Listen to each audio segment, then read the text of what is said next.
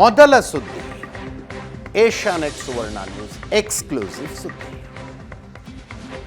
ವಿಧಾನಸೌಧದಲ್ಲಿ ಪಾಕಿಸ್ತಾನ್ ಜಿಂದಾಬಾದ್ ಘೋಷಣೆಯ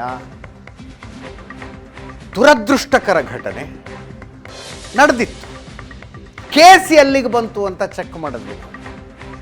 ಆರೋಪಿಗಳು ಅರೆಸ್ಟ್ ಆಗಿದ್ರು, ಜೈಲಿಗೆ ಹೋಗಿದ್ರು, ಜಾಮೀನಿನ ಮೇಲೆ ಹೊರಗಡೆ ಬಂದ್ರು. ಚಾರ್ಜ್ ಶೀಟ್ ಆದರೂ ಸಲ್ಲಿಕೆಯಾಗಿದೆಯೋ ಇಲ್ಲವೋ ಅಂತ ಘಟನೆ ನಡೆದು 9 ತಿಂಗಳಾದ ನಂತರ ವಿಚಾರಿಸಿ ನೋಡಿದ್ರೆ ಇಲ್ಲ, ಇನ್ನೂ ತನಕ ಚಾರ್ಜ್ ಶೀಟ್ ಸಲ್ಲಿಕೆಯಾಗಿಲ್ಲ. ಯಾಕೆ ಅಂದ್ರೆ ಯಾರ ಚುನಾವಣೆ ಗೆದ್ದ ಸಂಭ್ರಮಾಚರಣೆಯಲ್ಲಿ ಈ ಘೋಷಣೆಯನ್ನ ಕೂಗಲಾಗಿತ್ತೋ ಅವರೇ ಪೊಲೀಸರ ಮುಂದೆ ಬಂದು ಹೇಳಿಕೆಯನ್ನ ಕೊಟ್ಟಿಲ್ಲ ಇನ್ನೂ ತನಕ. ಎಸ್, ಸಂಸದ ರಾಜ್ಯಸಭಾ ಸದಸ್ಯ ನಾಸಿರ್ ಹುಸೇನ್ ಚುನಾವಣೆ ಗೆದ್ದ ಸಂದರ್ಭದಲ್ಲಿ ಈ ಘೋಷಣೆ ಕೂಗಲಾಗಿತ್ತು.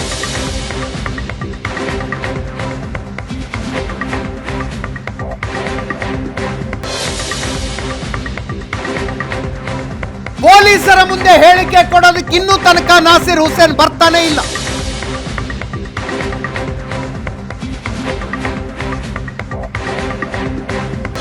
ಫೆಬ್ರವರಿ 27ನೇ ತಾರೀಖು ನಡೆದ ಘಟನೆ.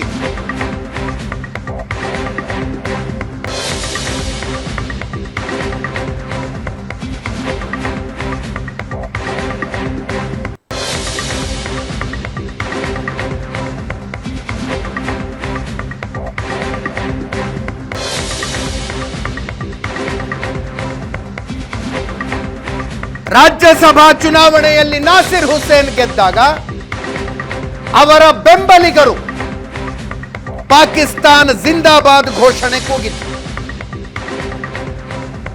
ಮಾಧ್ಯಮಗಳು ಈ ವರದಿಯನ್ನ ಪ್ರಸಾರ ಮಾಡಿದಾಗ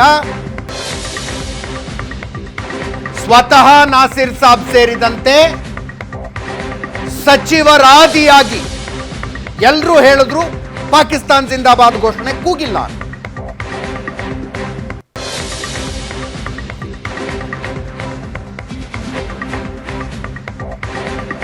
ಇದೇ ಲಕ್ಷ್ಮಿ ಹೆಬ್ಬಾಳ್ಕರ್ ಅವರು ಮಾಧ್ಯಮದ ಮುಂದೆ ಹೇಳಿದ್ರು, ನಾಸಿರ್ ಸಾಬ್ ಜಿಂದಾಬಾದ್ ಅಂದಿದ್ದವರು ನಿಮಗೆ ಪಾಕಿಸ್ತಾನ್ ಜಿಂದಾಬಾದ್ ಅಂತ ಕೇಳಿಸಿದೆ ಅದು ಅಂತ.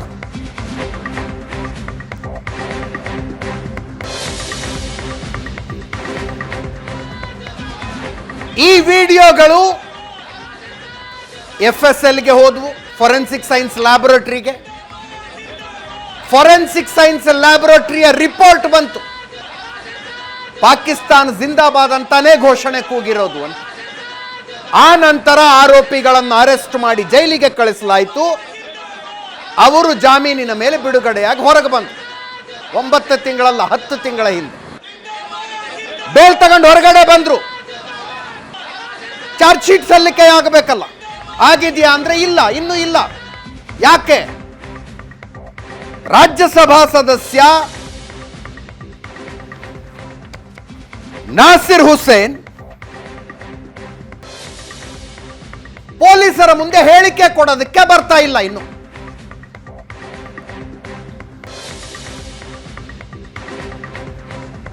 ಶಕ್ತಿ ಮೀರಿ ಪ್ರಯತ್ನ ಪಡ್ತಿದ್ದಾರೆ ಪೊಲೀಸರು ಅವ್ರದೊಂದು ಹೇಳಿಕೆ ತಗೊಳ್ಳೋದಕ್ಕೆ.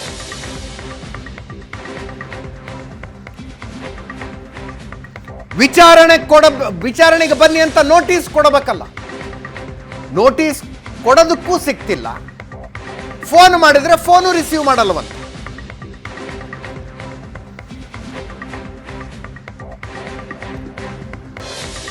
ಇನ್ನೂ ತನಕ ಒಂದು ಸಲ ಕೂಡ ರಾಜ್ಯಸಭಾ ಸದಸ್ಯ ನಾಸಿರ್ ಹುಸೇನ್ ತಮ್ಮ ಹೇಳಿಕೆ ಕೊಡೋದಕ್ಕೆ ಬಂದಿಲ್ಲ.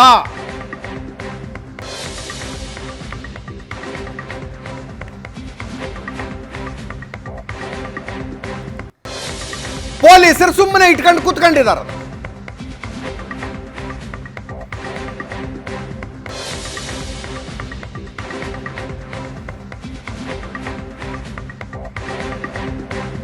ನಮ್ಮ ಸ್ಕ್ರೀನಿನ ಎಡಭಾಗದಲ್ಲಿ ಆವತ್ತು ಘೋಷಣೆ ಕೂಗಿದ ದೃಶ್ಯಗಳನ್ನು ನೋಡ್ತಾ ಇದ್ದೀರಿ.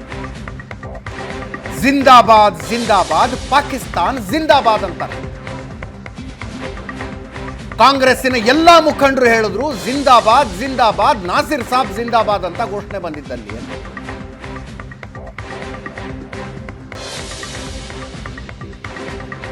ಅಪರಿಚಿತರ ವಿರುದ್ಧ ವಿಧಾನಸೌಧ ಪೊಲೀಸ್ ಸ್ಟೇಷನ್ನಲ್ಲಿ ಎಫ್ಐಆರ್ ದಾಖಲಾಗಿ ಈ ವಿಡಿಯೋನ FSL ಕಳಿಸಿ FSL ಸ್ಪಷ್ಟವಾಗಿ ರಿಪೋರ್ಟ್ ಕೊಡ್ತು ಪಾಕಿಸ್ತಾನ ಜಿಂದಾಬಾದ್ ಘೋಷಣೆಯಲ್ಲಿ ಕೂಗಿದ್ದು ಅಂತ. ಅದಾದ ನಂತರ ಪೊಲೀಸರು ಹುಡುಕಿ ಆರೋಪಿಗಳನ್ನು ಅರೆಸ್ಟ್ ಮಾಡಿದ್ರು. ದೆಹಲಿಯ ಇಲ್ತಿಯಾಸ್, ಬೆಂಗಳೂರಿನ RT ನಗರದ ಮುನಾವರ್, ಹಾವೇರಿ ಜಿಲ್ಲೆ ಬ್ಯಾಡಗಿಯ ಮೊಹಮ್ಮದ್ ಶಫಿ ನಾಶಿಪುಡಿ, 3 ಜನರನ್ನ ಅರೆಸ್ಟ್ ಮಾಡಿ ಜೈಲಿಗೆ ಕಳಿಸಿದ್ರು. ಫೆಬ್ರವರಿ 27ಕ್ಕೆ ಘೋಷಣೆ ಕೂಗಿದ್ದು.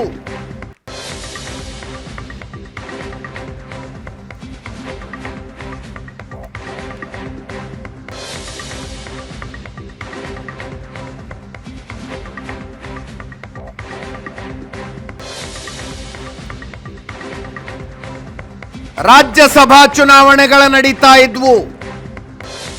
ಕಾಂಗ್ರೆಸ್ ಕ್ಯಾಂಡಿಡೇಟ್ ಆಗಿ ಸ್ಪರ್ಧಿಸಿದ್ದ ನಾಸಿರ್ ಹುಸೇನ್ ಗೆದ್ರು. ಅದಾದ ನಂತರದ ಸಂಭ್ರಮಾಚರಣೆಯಲ್ಲಿ, ಅವರ ಗೆಲುವಿನ ಸಂಭ್ರಮಾಚರಣೆಯಲ್ಲಿ ಜಿಂದಾಬಾದ್ ಜಿಂದಾಬಾದ್, ಪಾಕಿಸ್ತಾನ್ ಜಿಂದಾಬಾದ್ ಅಂತ ಘೋಷಣೆ ಕೂಗಲಾಯಿತು. ಸಾಲು ಸಾಲು ಸಚಿವರು ನಿರ್ಲಜ್ಜವಾಗಿ ಇದನ್ನ ಸುಳ್ಳು ಸುಳ್ಳು ಸುಳ್ಳು ಅಂದ್ರು. FSL ರಿಪೋರ್ಟ್ ಬರೋ ತನಕ ಪೊಲೀಸರು ಏನು ಮಾಡಲಿಲ್ಲ. FSL ರಿಪೋರ್ಟ್ ಬರೋದಕ್ಕಿಂತ ಮುಂಚೆನೆ ಅರೆಸ್ಟ್ ಮಾಡಿ ಜೈಲಿಗೆ ಕಳಿಸಬೇಕಾಗಿತ್ತು ಅನ್ನುವ ವಾದ ನಮ್ಮದು ಆಗಿರಲಿಲ್ಲ ಬಿಡಿ. ಬಂತಲ್ಲ FSL ರಿಪೋರ್ಟು. ವಿಧಿವಿಜ್ಞಾನ ತಜ್ಞರು ಈ ವಿಡಿಯೋದಲ್ಲಿದ್ದ ಆಡಿಯೋ ಕೇಳಿಸಿಕೊಂಡು ಸ್ಪಷ್ಟವಾಗಿ ಹೇಳಿದ್ರು ಪಾಕಿಸ್ತಾನ ಜಿಂದಾಬಾದದ ಘೋಷಣೆಗಳು ಕೇಳಿದ್ವು ಅಂತ.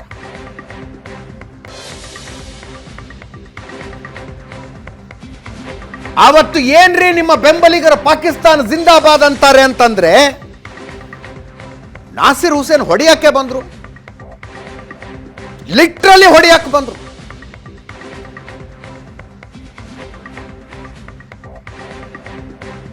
FSL ರಿಪೋರ್ಟ್ ಬರೋ ತನಕ ಎಲ್ಲರೂ ಮಾಧ್ಯಮದವರ ವಿರುದ್ಧ ಎಗರಾಡಿದ್ದೇ ಎಗರಾಡಿದ್ದು.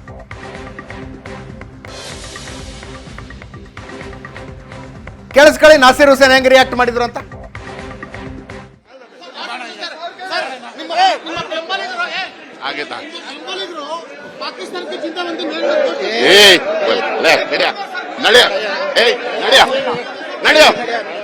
ನಡೆಯ ಅವನು ಯಾವನವನು ನಡೆಯ ಹುಚ್ಚೇನ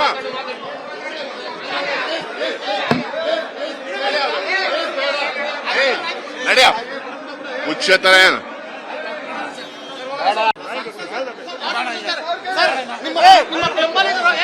ಆಗೇತಾ ನಡೆಯ ನಡೆಯ ನಡೆಯ ನಡೆಯ ಅವನು ಯಾವನವನು ನಡೆಯ ನಡೆಯ ಹುಚ್ಚೇನ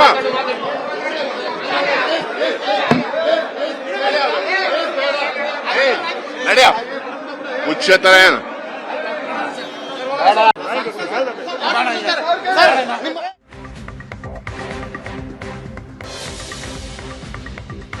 ಇದು ನಾಸಿರ್ ಹುಸೇನ್ ಪ್ರತಿಕ್ರಿಯೆ ಆಗಿತ್ತು. ನಿಮ್ಮ ಬೆಂಬಲಿಗರು ಪಾಕಿಸ್ತಾನ ಜಿಂದಾಬಾದ್ರಲ್ಲ ಅಂದ್ರಲ್ಲ ಅಂತ ಕೇಳಿದ್ರೆ ಈಗ ವಿಚಾರಣೆಗೂ ಬರ್ತಾ ಇಲ್ಲ. 10 ತಿಂಗಳಾದರೂ ಘಟನೆ ನಡೆದು ಫೆಬ್ರವರಿ 27 ಘಟನೆ. ಬಸನಗೌಡ ಪಾಟೀಲ್ ಯತ್ನಾಳ್ ಒಬ್ಬರು ಒಂದು ಟ್ವೀಟ್ ಮಾಡಿದ್ದಾರೆ. ಕಾಂಗ್ರೆಸ್ ಸದಸ್ಯ ನಾಸಿರ್ ಹುಸೇನ್ ಅವರು ರಾಜ್ಯಸಭಾ ಚುನಾವಣೆಯಲ್ಲಿ ಗೆದ್ದ ಸಂದರ್ಭದಲ್ಲಿ ಅವರ ಬೆಂಬಲಿಗರು ವಿಧಾನಸೌಧದಲ್ಲಿ ಪಾಕಿಸ್ತಾನ ಜಿಂದಾಬಾದ್ ಎಂದು ಕೂಗಿದವರ ಮೇಲೆ ಪೊಲೀಸರು ದೋಷಾರೋಪಣಾ ಪಟ್ಟಿ ದಾಖಲು ಮಾಡಲು ಮೀನಾಮೇಷ ಎಣಿಸುತ್ತಿರುವುದು ನಿಜಕ್ಕೂ ಖಂಡನೀಯ. ದೇಶದ ವಿರುದ್ಧ ಯಾರೇ ಮಾತಾಡಿದರೂ ಅವರ ಮೇಲೆ ಮುಲಾಜಿಲ್ಲದೆ ಕೇಸು ದಾಖಲಿಸಿ ಶಿಕ್ಷೆ ಕೊಡಿಸಬೇಕಾದದ್ದು ಪೊಲೀಸರ ಕರ್ತವ್ಯ. ಆದರೆ ಪ್ರಕರಣ ನಡೆದು 9 ತಿಂಗಳಾದರೂ ದೋಷಾರೋಪಣಾ ಪಟ್ಟಿ ಸಲ್ಲಿಸದೇ ಇರುವುದು ಯಾರ ಒತ್ತಡ ಪ್ರಭಾವದ ಮೇಲೆ ಎಂದು ಪೊಲೀಸರು ಹೇಳಬೇಕು. ಪ್ರಕರಣದಲ್ಲಿ ಎಲ್ಲರ ಹೇಳಿಕೆ ಪಡೆದು ಕೂಡಲೇ ದೋಷಾರೋಪಣಾ ಪಟ್ಟಿಯನ್ನು ನ್ಯಾಯಾಲಯಕ್ಕೆ ಸಲ್ಲಿಸಬೇಕು ಹಾಗೂ ದೇಶ ವಿರೋಧಿ ಘೋಷಣೆ ಕೂಗಿದವರಿಗೆ ಶಿಕ್ಷೆಯಾಗುವಂತೆ ಪೊಲೀಸರು ನೋಡಿಕೊಳ್ಳಬೇಕು ಅಂತ ಬಸನಗೌಡ ಯತ್ನಾಳ್ರಿಗೂ ಬಹುಶಃ ಪೂರ್ತಿ ಮಾಹಿತಿ ಇಲ್ಲ ಅಂತ ಅನ್ಸುತ್ತೆ. ಯಾಕಿನ್ನೂ ಚಾರ್ಜ್ ಶೀಟ್ ಸಲ್ಲಿಕೆ ಆಗಿಲ್ಲ ಅಂತ ಪೊಲೀಸರು ನಾವು ಕೇಳಿದ್ರೆ ನಾಸಿರ್ ಹುಸೇನ್ ಅವ್ರದ್ದೇ ಇನ್ನೂ ಸ್ಟೇಟ್ಮೆಂಟ್ ಇಲ್ಲ. ಆಯಿತು, ನೋಟಿಸ್ ಕೊಟ್ಟಿದ್ದೀರಾ ಅಂದರೆ ಎಲ್ಲಿಗೆ ಕೊಡೋಣ ಸರ್ ನೋಟಿಸು? ಫೋನಾರು ಮಾಡಬೇಕಲ್ವೇನ್ರಿ ಅಂದ್ರೆ ಫೋನ್ ಮಾಡ್ತಿದ್ದೀವಿ ಸರ್, ನಮ್ಮ ಫೋನೇ ರಿಸೀವ್ ಮಾಡ್ತಿಲ್ಲ ಅವರು ಅಂತ. ನಾಸಿರ್ ಹುಸೇನ್ ಸಾಹೇಬ್ರೇ, ರಾಜ್ಯಸಭಾ ಸದಸ್ಯರು ನೀವು, ರಾಜ್ಯಸಭಾ ಸದಸ್ಯರು ಅಂತಲ್ಲ, ಈ ದೇಶದ ಸಾಮಾನ್ಯ ನಾಗರಿಕನಾಗಿಯೂ ಕೂಡ ನಿಮ್ಮ ಕರ್ತವ್ಯ ಬಂದು ಪೊಲೀಸರ ಮುಂದೆ ಹೇಳಿಕೆ ಕೊಡಬೇಕಾದದ್ದಂಥದ್ದು ನಿಮ್ಮ ಕರ್ತವ್ಯ. ನಿಮ್ಮ ಬೆಂಬಲಿಗರು ಅದು ಎಲ್ಲಿ ಏನೇನು ಜಾಸ್ತಿ ಆಗಿತ್ತು ಅವರಿಗೆ ವಿಧಾನಸೌಧದಲ್ಲಿ ಪಾಕಿಸ್ತಾನ ಜಿಂದಾಬಾದ್ ಘೋಷಣೆ ಕೂಗ್ತಾರೆ, ಅರೆಸ್ಟ್ ಆಗಿ ಒಳಗೋಗಿ ಜಾಮೀನು ತಗೊಂಡು ಹೊರಗೆ ಬಂದಿದ್ದಾರೆ. ಸ್ಪಷ್ಟವಾಗಿ FSL ರಿಪೋರ್ಟ್ ಇದೆ. ನೀವು ಬಂದು ಹೇಳಿಕೆ ಕೊಡೋದಿಲ್ಲ ಅಂದರೆ ವಾಟ್ ಡಸ್ ಇಟ್ ಮೀನ್? ನಮ್ಮ court beat reporter Ramesh file ಮಾಡಿರುವಂತಹ ಸುದ್ದಿ ಇದು. ರಮೇಶ್ ಸ್ವತಃ ನೇರ ಸಂಪರ್ಕದಲ್ಲಿ ನಮ್ಮ ಜೊತೆಗಿದ್ದಾರೆ, ಜೊತೆಗೆ ನನ್ನ ಕೊಲೀಗ್ ಪ್ರಶಾಂತ್ ನಾಥ್ ಕೂಡ ಇದ್ದಾರೆ. ರಮೇಶ್, ಪೊಲೀಸರು ಯಾವ್ಯಾವ ರೀತಿಯಲ್ಲಿ ಸಂಪರ್ಕಿಸೋ ಪ್ರಯತ್ನ ಮಾಡಿದರು ನಾಸಿರ್ ಹುಸೇನ್ರನ್ನು? ಏನಂತಾರಂತೆ, ಕೊಡ್ತಾರಾ ಇಲ್ವಾ ಹೇಳಿಕೆಯನ್ನು? ಅಜಿತ್, ಅಂದರೆ ಘಟನೆ ನಡೆದು ಇವತ್ತಿಗೆ ಸರಿಯಾಗಿ 10 ತಿಂಗಳಾಗಿದೆ. ಅಂದರೆ 10 ತಿಂಗಳಾದರೂ ಕೂಡ ಯಾಕೆ ಇನ್ನು ಚಾರ್ಜ್ ಶೀಟನ್ನು ಸಬ್ಮಿಟ್ ಆಗಿಲ್ಲ ಅನ್ನುವಂಥ ಪ್ರಶ್ನೆಗೆ ಕೇಳಿದಂಥ ಸಂದರ್ಭದಲ್ಲಿ ಅವರು ಪೊಲೀಸರು ಹೇಳ್ತಾರಂತ ಅಂದರೆ ನಾಸಿರ್ ಹುಸೇನ್ ಅವರ ಹೇಳಿಕೆ ತೆಗೆದುಕೊಳ್ಳುವಂಥದ್ದು ಬಾಕಿ ಇದೆ ಅಂತ. ಅಂದರೆ ನಾಸಿರ್ ಹುಸೇನ್ ಅವರಿಗೆ ನೀವು ಕರೆದಿಲ್ವಾ? ಅಂದರೆ ಅವರಿಗೆ ನೋಟಿಸನ್ನು, ಬಹ್ಯಾಂಡ್ ನೋಟಿಸನ್ನು ಕೊಡಲಿಕ್ಕೆ ಅವ್ರನ್ನ ಹುಡುಕಾಟ ಮಾಡಿದ ಸಂದರ್ಭದಲ್ಲಿ ಅವರು ಸಿಗ್ತಾ ಇಲ್ಲ ಅನ್ನುವಂಥ ಒಂದು ಉತ್ತರವನ್ನು ಕೊಡ್ತಾರೆ. ಫೋನು ಮಾಡಿದಂಥ ಸಂದರ್ಭದಲ್ಲಿ ಅವರ PAಗಳು ಪಿಕ್ ಮಾಡ್ತಾರೆ. ಅವ್ರಿಗೂ ಕೂಡ ಮಾಹಿತಿಯನ್ನು ತಲುಪಿಸುವಂಥ ಪ್ರಯತ್ನವನ್ನು ಮಾಡಿದ್ವಿ. 10 ಬಾರಿ ಅವರಿಗೆ ವಿಚಾರಣೆಗೆ ಬಂದು ಅದು ಹೇಳಿಕೆಯನ್ನು ದಾಖಲು ಮಾಡಬೇಕು ಅಂತೇಳಿ ಸೂಚನೆ ಕೂಡ ಕೊಟ್ಟರು. ಇದುವರೆಗೂ ಬಂದಿಲ್ಲ. ಬರ್ತಾರೆ, ಆದರೆ ಬಂದು ಹೇಳಿಕೆಯನ್ನು ದಾಖಲಿಸಿದ ನಂತರ ಚಾರ್ಜ್ ಶೀಟನ್ನು ಹಾಕ್ತೇವೆ ಅನ್ನುವಂಥ ಮಾಹಿತಿಯನ್ನು ಪೊಲೀಸರು ನೀಡ್ತಾ ಇರುವಂಥದ್ದು. ಇದನ್ನು ನೋಡಿದರೆ ಅಜಿತ್, ಅಂದರೆ 2 ರೀತಿ. ಒಂದು, ಪೊಲೀಸರು ಒಬ್ಬ ಸಾಕ್ಷಿಯ ಹೇಳಿಕೆಯನ್ನು, ಒಬ್ಬ ಪ್ರಭಾವಿ, ಒಬ್ಬ ರಾಜಕಾರಣಿ, ಒಬ್ಬ ಸಂಸತ್ ಸದಸ್ಯ ಆಗಿದ್ದ ಕಾರಣಕ್ಕೆ ಒಂದು ಜೋರಾಗಿ ಕರೆದು ಅವ್ರನ್ನ ಹೇಳಿಕೆ ತಡ್ಕೊಳ್ಳಿಕ್ಕೆ ಪೊಲೀಸರಿಗೆ ಆಗ್ತಾರೆ. ಪೊಲೀಸರ ಬಗ್ಗೆನೇ ಪ್ರಶ್ನೆ ಇರೋದು ರಮೇಶ್. ಇದು ಏನ್ ನಾಸಿರ್ ಹುಸೇನ್ ಅಂದ್ರೆ ಏನು ವೀರಪ್ಪನ ಎಲ್ಲ ಕಾಡು ಮಧ್ಯದಲ್ಲಿ ಇದಾರಪ್ಪ, ಎಲ್ಲಿ ಹುಡ್ಕೋಣ ಅವ್ರನ್ನ ಅನ್ನಕ್ಕೆ? ರಾಜ್ಯಸಭಾ ಸದಸ್ಯರ್ರಿ. ಖಂಡಿತ. ಅಂದರೆ ಅವ್ರಿಗೆ ನಾಸಿರ್ ಹುಸೇನ್ಗೆ ನೋಟಿಸನ್ನು ಕೊಟ್ಟು ಅವ್ರಿಗೆ ಇರೋ ಕಡೆಯಿಂದ ಅವ್ರನ್ನ ಕರೆಸಿ ವಿಚಾರಣೆ ಆಗ್ತಿಲ್ಲ ಅನ್ನುವಂಥದ್ದು ಒಂದಾದರೆ, ಇನ್ನೊಂದು, ನಾಸಿರ್ ಹುಸೇನ್ ತಾನೊಬ್ಬ ಕಾಂಗ್ರೆಸ್ನ ನಾಯಕ, ತಮ್ಮ ಪಕ್ಷದ ಅಧಿಕಾರದಲ್ಲಿರುವಂಥ ರಾಜ್ಯದಲ್ಲಿ ಇಲ್ಲಿ ಪೊಲೀಸರು ನಾವು ಹೇಗೆ ನಡೆದುಕೊಂಡ್ರು ನಡೀತಿದೆ ಅನ್ನುವಂಥ ಒಂದು ಕೇರ್ಲೆಸ್ ಆಟಿಟ್ಯೂಡ್ ಅನ್ನುವಂಥದ್ದು ಕೂಡ ಮೇಲ್ನೋಟಕ್ಕೆ ಕಂಡು ಬರ್ತಾ ಇರುವಂಥದ್ದು. ಯಾಕೆಂದರೆ ಇದೊಂದು ಗಂಭೀರವಾದಂಥ ಆರೋಪ ಪ್ರಕರಣ ಆಗಿದ್ದು, ಸಾಕಷ್ಟು ಸದ್ದು ಮಾಡಿದ್ದು, ವಿಧಾನಸೌಧ ಠಾಣೆಯಲ್ಲಿ ಪೊಲೀಸರು ಪ್ರಕರಣ ದಾಖಲು ಮಾಡಿಕೊಂಡು ಅದನ್ನು FSL ಮೂಲಕ ವೆರಿಫೈ ಮಾಡಿ 3 ಅರೆಸ್ಟ್ ಮಾಡ್ತಾರೆ. ಅರೆಸ್ಟ್ ಮಾಡಿ ಇನ್ವೆಸ್ಟಿಗೇಷನ್ ಬಹುತೇಕ 99% ಮುಕ್ತಾಯ ಆಗಿದೆ. ಆದರೆ ಕೇವಲ ನಾಸಿರ್ ಹುಸೇನ್ ಹೇಳಿಕೆಯನ್ನು ಒಂದನ್ನು ಪಡ್ಕೊಂಡಿಲ್ಲ ಅನ್ನುವಂಥ ಕಾರಣಕ್ಕಾಗಿ ಇನ್ನು ಚಾರ್ಜ್ ಶೀಟನ್ನು ಹಾಕ್ಲಿಕ್ಕೆ ಸಾಧ್ಯ ಆಗ್ತಾ ಇಲ್ಲ ಅನ್ನುವಂಥದ್ದು ನೋಡಿದರೆ, ಸೊ ಇದು ಎಲ್ಲೋ ಒಂದು ಕಡೆ ಪೊಲೀಸ್ ಇಲಾಖೆ ತೀರ ಒಂದು ರೀತಿ ಅಸಮರ್ಥ ಆಯ್ತಾ ನಾಸಿರ್ ಹುಸೇನ್ ಅವ್ರ ಕಡೆಯಿಂದ ಹೇಳಿಕೆಯನ್ನು ಪಡ್ಕೊಳ್ಳಿಕ್ಕೆ ಅನ್ನುವಂಥದ್ದು ಕೂಡ ಇಲ್ಲಿ ಮೇಲ್ನೋಟಿಗೆ ಗೊತ್ತಾಗ್ತಾ ಇರುವಂಥದ್ದು. ಮತ್ತು ಫೆಬ್ರವರಿ 27ನೇ ತಾರೀಕು ಘಟನೆ ನಡೆದಂಥ ಸಂದರ್ಭದಲ್ಲಿ ಸಾಕಷ್ಟು ಜನರು ಅದನ್ನು ಸಮರ್ಥನೆ ಮಾಡ್ಕೊಳ್ಳಿಕ್ಕೆ ಪ್ರಯತ್ನಗಳನ್ನು ಮಾಡಿದ್ರು. ನೀವು ಹೇಳಿದ ರೀತಿ ಅಂದರೆ ಅದು ಘಟನೆ ನಡೆದೇ ಇಲ್ಲ ಅನ್ನುವಂಥದ್ದು. ಅವತ್ತು ನಾಸಿರ್ ಹುಸೇನ್ ಅವರ ವರ್ತನೆ ಕೂಡ ತೀರಾ ಉದ್ದಟತನದಿಂದ ಕೂಡಿತ್ತು. ಅದಾದ ನಂತರ FSL ಅಲ್ಲಿ ಒಂದು ಕನ್ಫರ್ಮ್ ಆಗುತ್ತೆ, ಹೌದು ಪಾಕಿಸ್ತಾನ ಅನ್ನುವಂಥ ಪದವನ್ನು, ಪಾಕಿಸ್ತಾನ ಜಿಂದಾಬಾದ್ನ ಪದವ ಬಳಕೆ ಮಾಡಿದ್ದಾರೆ ಅನ್ನುವಂಥದ್ದು, ಜೊತೆಗೆ ಯಾರು ಘೋಷಣೆ ಕೂಗಿದ್ರು ಅನ್ನುವಂಥದ್ದು, ಮತ್ತು ಅದರ ಸುತ್ತಮುತ್ತ ಇದ್ದಂಥ ಬಹುತೇಕರನ್ನ ಕರೆದು ಹೇಳಿಕೆಯನ್ನು ಪಡ್ಕೊಂಡು ಆ ಪ್ರಕರಣದ ಬಗ್ಗೆ ಸಂಪೂರ್ಣವಾಗಿ ಅವರು ಆ ರೀತಿಯಾದಂಥ ದೇಶ ವಿರೋಧಿ ಕೃತ್ಯವನ್ನು ಅಂದರೆ ಘೋಷಣೆಯನ್ನು ಮಾಡಿದ್ದಾರೆ, ಕೂಗಿದ್ದಾರೆ ಅನ್ನುವಂಥದ್ದು ಕೂಡ ಸ್ಪಷ್ಟ ಆಗಿದೆ. ಆದರೆ ನಾಸಿರ್ ಹುಸೇನ್ ಅವರು ಬರದೇ ಇರುವಂಥದ್ದು ನೋಡಿದರೆ ಎಲ್ಲ ಒಂದು ಕಡೆ ಕಾನೂನಿನ ಮೇಲೆ ಅವರಿಗೆ ಗೌರವ ಇಲ್ಲ, ಪೊಲೀಸರ ಅವರ ಕರೆಗೆ ಇಲ್ಲೊಂದು ಕಡೆ ಕ್ಯಾರೆ ಅಂತ ಇಲ್ಲ ಅನ್ನುವಂಥದ್ದು ಮೇಲ್ನೋಟಕ್ಕೆ ಕಂಡು ಬರ್ತಾ ಇರುವಂಥದ್ದು. ಅಜಿತ್, ಎಸ್, ನಾನು ನಾಸಿರ್ ಹುಸೇನ್ರು ಒಂದ್ಸಲ ಸಂಪರ್ಕ ಮಾಡಿ ಯಾಕೆ ಸರ್ ಇನ್ನೂ ಹೇಳಿಕೆ ಕೊಟ್ಟಿಲ್ಲ ಅಂತ ನೀವು ಕೇಳಬೇಕಾಗಿತ್ತು ಅನ್ನೋಣ ಅನ್ಕಂಡೆ. ನಿಮ್ಮ ಬೆಂಬಲಿಗರು ಪಾಕಿಸ್ತಾನ ಜಿಂದಾಬಾದ್ ಅಂತ ಘೋಷಣೆ ಕೂಗಿದ್ದಾರೆ ಅಂದರೆ ಅಷ್ಟು ಎಡಸೊಕ್ಕಿನಲ್ಲಿ ಮಾತಾಡ್ತಾರೆ ಅವರು. ಹೋಗ ಹೋಗ ಹೋಗ ಅಂತ. ಇನ್ನು ಯಾಕೆ ಹೇಳಿಕೆ ಕೊಟ್ಟಿಲ್ಲ ಅಂದ್ರೂ ಹಾಗೆ ಮಾತಾಡ್ತಾರೋ ಏನೋ. ಇನ್ನೊಂದು ಪೊಲೀಸ್ ಇಲಾಖೆ ಪೊಲೀಸ್ ಅಧಿಕಾರಿಗಳೇ ಅವ್ರಿಗೆ ಫೋನ್ ಮಾಡಿ ಒಂದು ಗಳಿಗೆ ಕೊಡ್ಲಿಕ್ಕೆ ಬನ್ನಿ ಅಂತ ಕರೆದ ಸಂದರ್ಭದಲ್ಲಿ ಕೂಡ ಅವ್ರಿಗೂ ಕನೆಕ್ಟ್ ಆಗದೆ ಇರೋರು ಇನ್ನು ಮಾಧ್ಯಮಗಳಿಗೆ ನೀವು ಹೇಳಿದ ರೀತಿ ಅವರ ಒಂದು ವರ್ತನೆ ಹೀಗೆ ಇರ್ತದೆ ಅಂತೇಳಿ ನಿರೀಕ್ಷೆ ಮಾಡುವಂಥದ್ದು ಕಷ್ಟ. ನಮ್ಮ ಜೊತೆಗೆ ಪ್ರಶಾಂತ್ ಕೂಡ ಇದ್ದಾರೆ. ಪ್ರಶಾಂತ್, ಕಂಪೇರ್ ಮಾಡೋದಕ್ಕೆ 2 ಕೇಸ್ ಇದಾವೆ ನಮ್ಮ ಎದುರಿಗೆ. ಒಂದು CT ರವಿ ಅವರ ಪ್ರಕರಣ, ಸದನದ ಒಳಗೆ ಲಕ್ಷ್ಮೀ ಹೆಬ್ಬಾಳ್ಕರ್ನ ಒಂದು ಕೆಟ್ಟ ಶಬ್ದ ಬಳಸಿ ಬೈದರು ಅಂತ. 4 ಗಂಟೆಗೆ ಲಕ್ಷ್ಮೀ ಹೆಬ್ಬಾಳ್ಕರ್ ಕಂಪ್ಲೇಂಟ್ ಕೊಡ್ತಾರೆ, 5 ಗಂಟೆಗೆ FIR ಆಗುತ್ತೆ, 6 ಗಂಟೆಗೆ CT ರವಿ ಅವ್ರನ್ನ ಲಿಟ್ರಲಿ ಹೆಗಲ ಮೇಲೆ ಹೊತ್ಕೊಂಡು ಪೊಲೀಸ್ ಸ್ಟೇಷನ್ಗೆ ಕರ್ಕೊಂಡೋಗಿ ಇಡೀ ರಾತ್ರಿ ಸುತ್ತಾಡಿಸ್ತಾರೆ. ಇಲ್ಲಿ FIR ಆಗುತ್ತೆ ಅಪರಿಚಿತರ ವಿರುದ್ಧ, FSL ರಿಪೋರ್ಟ್ ಬರುತ್ತೆ, ಆ ನಂತರ ಐಡೆಂಟಿಫೈ ಮಾಡಿ ಆರೋಪಿಗಳನ್ನು ಬಂಧಿಸ್ತಾರೆ. ಇನ್ನೂ ತನಕ ಚಾರ್ಜ್ ಶೀಟ್ ಇಲ್ಲ. ಅದೇ ನನಗನ್ಸುತ್ತೆ ನೋಡಿ, ಈ ಬೇರೆ ಪ್ರಕರಣಗಳಿಗೂ ಮತ್ತು ಪಾಕಿಸ್ತಾನ್ ಜಿಂದಾಬಾದ್ ಅಂದಿರ್ತಕ್ಕಂಥ ಪ್ರಕರಣಕ್ಕೂ ಅಜಗಜಾಂತರ ವ್ಯತ್ಯಾಸ ಇದೆ. ಈಗ ವಿನಯ್ ಕುಲಕರ್ಣಿ, CT ರವಿ, ವಿಲಕ್ಷ್ಮಿ ಹೆಬ್ಬಾಳ್ಕರ್ ಈ ಪ್ರಕರಣಗಳು ಕೆಲವು ಪೊಲಿಟಿಕಲ್ ಇನ್ ನೇಚರ್ ಇವೆ, ಕೆಲವು ವೈಯಕ್ತಿಕವಾಗಿ ನಡೆಸಿರ್ತಕ್ಕಂಥ ಒಂದು ಬೇರೆ ಬೇರೆ ರೀತಿಯಾಗಿರ್ತಕ್ಕಂಥ ಆರೋಪಗಳ ಕಾರಣದಿಂದಿವೆ. ಆದರೆ ಇಲ್ಲಿ ನೀವು ದೇಶ ವಿರೋಧಿ ಘೋಷಣೆಯನ್ನು ವಿಧಾನಸೌಧದ ಒಳಗಡೆ ಕೂಗಲಾಯಿತು, ಅದು FSL ರಿಪೋರ್ಟ್ನಲ್ಲಿ ಬಂತು. ಇದು ಪಾರ್ಟಿ ಪ್ರಿಸಮ್ನಿಂದ ನೋಡ್ತಕ್ಕಂಥ ಪ್ರಕರಣ ಅಲ್ಲ. ನೀವು ದೇಶದ ವಿರೋಧಿ ಘೋಷಣೆಗಳನ್ನು ಕೂಗಿರ್ತಕ್ಕಂಥವ್ರು ನಾಸಿರ್ ಅಹ್ಮದ್ ಅವರ ಆಪ್ತರೋ ಹೌದೋ ಅಲ್ವೋ, ಅಥವಾ ನಾಸಿರ್ ಅಹ್ಮದ್ ಮೇಲೆ ಯಾರೂ ಕೂಡ ನೇರವಾಗಿರ್ತಕ್ಕಂಥ ಆರೋಪ ಮಾಡಲಿಲ್ಲ. ಆದರೆ ಅವರಿಗೆ ಅಭಿನಂದನೆ ಸಲ್ಲಿಸ್ಲಿಕ್ಕೆ ಬಂದಿರತಕ್ಕಂಥವರ ಹೇಳಿಕೆಗಳ ಬಗ್ಗೆ ಪ್ರಶ್ನೆಗಳನ್ನು ಎತ್ತಿದ ನಂತರ ಪೊಲೀಸರು ಅತಿ ಶೀಘ್ರದಲ್ಲಿ ನಾಸಿರ್ ಅಹ್ಮದ್ರಿಗೆ ನೋಟಿಸ್ ಕೊಟ್ಟಾದರೂ ಸರಿ, ಈ ಪ್ರಕರಣದಲ್ಲಿ ಚಾರ್ಜ್ ಶೀಟನ್ನು ಸಲ್ಲಿಸಿ ಯಾರು ತಪ್ಪು ಮಾಡಿದಾರೋ, FSL ರಿಪೋರ್ಟ್ನ ಪ್ರಕಾರ ಯಾರ್ಯಾರು ಇದರ ವಾಯ್ಸ್ ಸ್ಯಾಂಪಲ್ಗಳನ್ನು ತೆಗೆದುಕೊಂಡು ತಪ್ಪು ಮಾಡಿದಾರೋ ಅವರಿಗೆ ಶಿಕ್ಷೆ ಕೊಡಿಸ್ತಕ್ಕಂಥ ಕೆಲಸವನ್ನು ನೀವು ಮಾಡದೇ ಇದ್ದರೆ, 10 ತಿಂಗಳ ಕಾಲ ನೀವು ಚಾರ್ಜ್ ಶೀಟನ್ನೇ ಸಲ್ಲಿಕೆ ಮಾಡದೇ ಇದ್ದರೆ, ನಾಳೆ ಇನ್ನೊಬ್ಬ ಹೋಗಿ ವಿಧಾನಸೌಧದಲ್ಲಿ ಘೋಷಣೆ ಕೂಗ್ತಾನೆ, ಹೌದು, ನಾಳೆ ಇನ್ನೊಬ್ಬ ಹೋಗಿ ಎಲ್ಲೋ ಪಾರ್ಲಿಮೆಂಟಲ್ಲಿ ಘೋಷಣೆ ಕೂಗ್ತಾನಪ್ಪ, ಇಲ್ಲ ನಮ್ಮ ಮೇಲೆ ಯಾವುದೇ ಚಾರ್ಜ್ ಶೀಟೇ ಸಲ್ಲಿಕೆ ಆಗಲ್ಲ, ನಾವೇನು ಅದರಲ್ಲಿ ಹೆದರುವಂಥದ್ದು ಏನಿದೆ ಅನ್ನೋದು.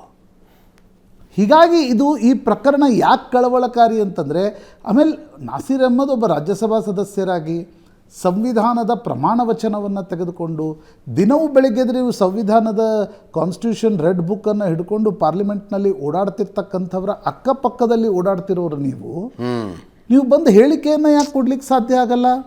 ಯಾಕೆ ಹೇಳಿಕೆಗಳನ್ನು ಕೊಡೋಲ್ಲ?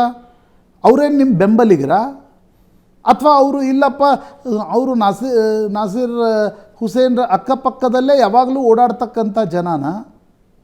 ನೀವು ಏನೇ ಆದರೂ ಕೂಡ ಒಬ್ಬ ರಾಜ್ಯಸಭಾ ಸದಸ್ಯರಾಗಿ ಇಂಥ ಒಂದು ಗಂಭೀರ ಪ್ರಕರಣದಲ್ಲಿ, ಆಮೇಲೆ ನನಗೆ ಪೊಲೀಸರದು ವಿಚಿತ್ರ ಅನಿಸುತ್ತೆ, ನೀವು ಯಾವುದೋ ಪ್ರಕರಣದಲ್ಲಿ ಎಲ್ಲೆಲ್ಲೋ ಹುಡ್ಕೊಂಬರ್ತಾರೆ ಆರೋಪಿಗಳನ್ನ, ಎಲ್ಲೆಲ್ಲೋ ಸ್ಟೇಟ್ಮೆಂಟ್ ತಗೊಂಡ್ಬರ್ತಾರೆ. ನೀವು ಯಾವುದೋ ಒಂದು ಕೇಸ್ ಮಾಡಿದ್ವಲ್ಲ, ದಿಲ್ಲಿಗೆ ಹುಡ್ಕೊಂಡು ಬಂದಿದ್ರಿ ಒಂದು ಸಾಕ್ಷ್ಯಕ್ಕೋಸ್ಕರ. ನೀವು ಆ ಕೇಸ್ನಲ್ಲಿ ವಿಟ್ನೆಸ್ ಹೇಳಕ್ಕೆ ದಿಲ್ಲಿಯಿಂದ ಬರಬೇಕಾಯ್ತು.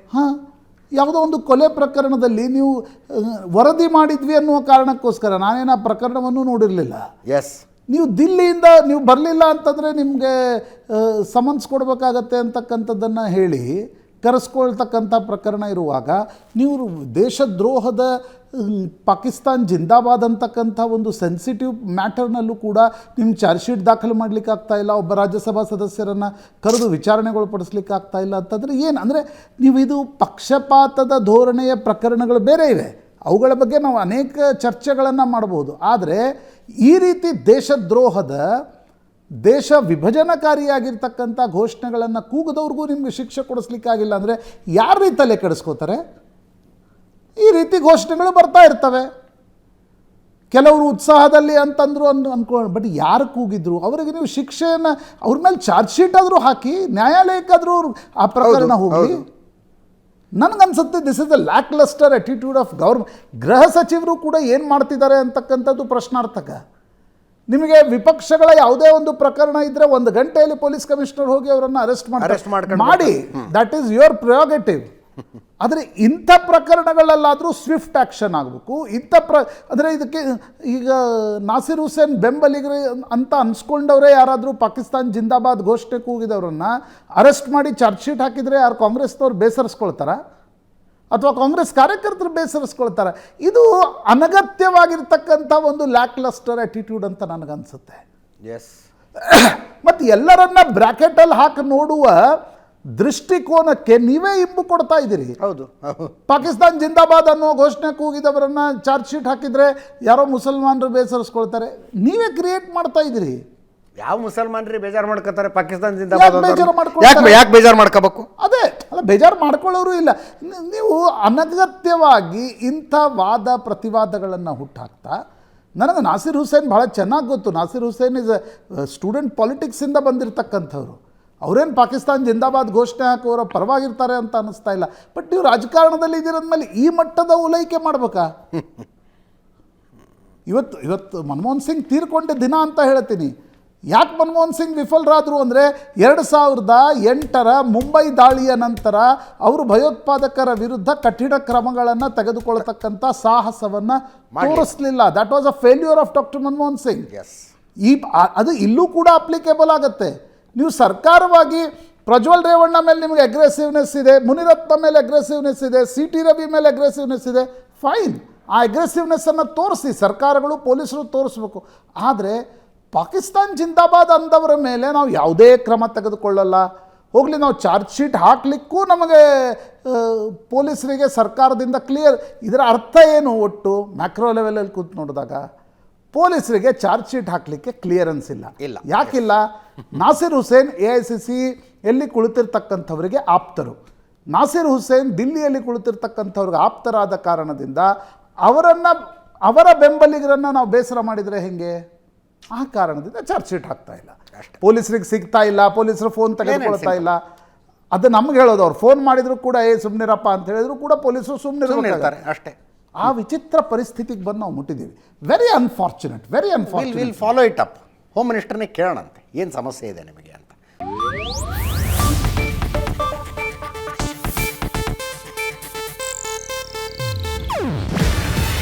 ಇದು ಏಷ್ಯಾನೆಟ್ ನ್ಯೂಸ್ ನೆಟ್ವರ್ಕ್ ಪ್ರಸ್ತುತಿ.